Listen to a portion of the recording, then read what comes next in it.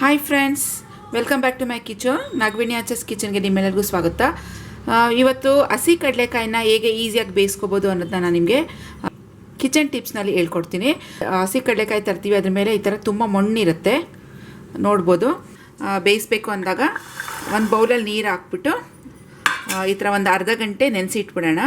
ಈ ರೀತಿ ನೀರಿನಲ್ಲಿ ನೆನೆಸಿ ಇಡೋದ್ರಿಂದ ಅದ್ರ ಮೇಲೆ ಕಡಲೆಕಾಯಿ ಮೇಲೆ ಇರುವಂಥ ಮಣ್ಣಿನ ಅಂಶ ಏನಿದೆ ಅದೆಲ್ಲ ಕ್ಲೀನಾಗಿ ನೀರಿಗೆ ಬಿಟ್ಕೊಳ್ಳುತ್ತೆ. ನೋಡಿ, ಕ್ಲೀನಾಗಿ ಈ ಥರ ಮುಳುಗೋಷ್ಟು ಕಡಲೆಕಾಯಿ ಮುಳುಗೋಷ್ಟು ನೀರು ಹಾಕಿ ಇಟ್ಬಿಡಿ. ಒಂದು ಅರ್ಧ ಗಂಟೆ ನೆನೆಸಿ ಇಟ್ಬಿಡೋಣ. ಇದು ಅರ್ಧ ಗಂಟೆ ಆಯಿತು ನೆನೆಸಿ. ಇದನ್ನು ನೋಡಿ ಒಂದು ಸ್ವಲ್ಪ ಈ ಥರ ಕೈಯಲ್ಲಿ ಈ ಥರ ಮಾಡಿದ್ರೆ ಮಣ್ಣೆಲ್ಲ ಅಂಟ್ಕೊಂಡಿರೋದೆಲ್ಲ ಕ್ಲೀನಾಗೆ ಬಿಟ್ಕೊಳ್ಳುತ್ತೆ ಕಡಲೆಕಾಯಿಂದ. ನೋಡಿ, ತುಂಬಾ ಮಣ್ಣಿರುತ್ತೆ. ಮತ್ತು ಇದನ್ನು ಇನ್ನೊಂದು ಪಾತ್ರೆಯಲ್ಲಿ ನೀರು ಇಟ್ಕೊಂಡಿದ್ದೀನಿ, ಇದಕ್ಕೆ ಹಾಕ್ಕೊಳ್ತೀನಿ. ಸೊ ಈ ರೀತಿಯಾಗಿ ನಾವು 2 ರಿಂದ 3 ಸತಿ ವಾಶ್ ಮಾಡ್ಕೋಬೇಕಾಗತ್ತೆ.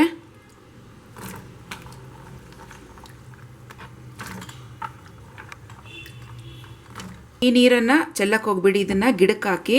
ಇದರಲ್ಲಿ ಮಣ್ಣು ಎಲ್ಲ ಇರುತ್ತಲ್ವ, ಈ ನೀರು ತುಂಬ ಒಳ್ಳೆಯದು, ಗಿಡಕ್ಕೆ ವೇಸ್ಟ್ ಮಾಡಬೇಡಿ. ನಾನು ಒಂದು ಕುಕ್ಕರ್ ಪಾತ್ರೆಗೆ ಹಾಕ್ಕೊಂಡಿದ್ದೀನಿ. ಕಡಲೆಕಾಯಿ ಮುಳುಗುವಷ್ಟು ನೀರು ಹಾಕ್ಕೊಳ್ಳಿ. 1 ಸ್ಪೂನಷ್ಟು ಉಪ್ಪು ಹಾಕ್ಕೊಳ್ಳಿ. ಜಾಸ್ತಿ ಹಾಕಕ್ಕೆ ಹೋಗ್ಬಿಡಿ, ಆಮೇಲೆ ತುಂಬ ಉಪ್ಪಾಗ್ಬಿಡುತ್ತೆ. ನೋಡಿಕೊಂಡು ಹಾಕ್ಕೊಳ್ಳಿ. ಮಿಕ್ಸ್ ಮಾಡ್ಕೊಂಬಿಡೋಣ. ಇದು 2 ರಿಂದ 3 ಸತಿ ಕೂಗಿಸ್ಕೊಳ್ಳೋಣ. ಕಡಲೆಕಾಯಿ ತುಂಬ ಒಣಗಿದ್ರೆ ಒಂದು 4 ರಿಂದ 5 ಸತಿ ಕೂಗಿಸ್ಕೊಬೇಕಾಗತ್ತೆ. ಹಸಿ ಕಡಲೆಕಾಯಿ ಆದರೆ 2 ರಿಂದ 3 ಸಾಕು. ಅದರಲ್ಲೂ ನಾವು ಅರ್ಧ ಗಂಟೆಯಷ್ಟು ನೀರಿನಲ್ಲಿ ನೆನೆಸಿದ್ದೀವಿ. ಸೊ ಅದು ಬೇಗನೆ ಬೇಯುತ್ತೆ ಮತ್ತು ಚೆನ್ನಾಗೂ ಬೇಯುತ್ತೆ ಮತ್ತು ಗ್ಯಾಸ್ ಕೂಡ ಸೇವ್ ಆಗುತ್ತೆ. ನಾನಿಲ್ಲಿ ಒಂದು 2 ರಿಂದ 3 ಸತಿ ಕೂಗಿಸ್ಕೊತೀನಿ. ಕಡಲೆಕಾಯಿ ಬೆಂದಿದೆ, ರೆಡಿ ಆಯಿತು.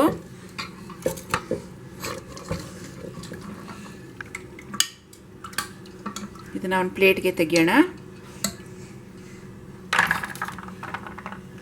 ಈ ಕಡಲೆಕಾಯಲ್ಲಿ ನಮಗೆ ಹೆಲ್ತಿ ಬೆನಿಫಿಟ್ಸ್ ಕೂಡ ಇದ್ದಾವೆ.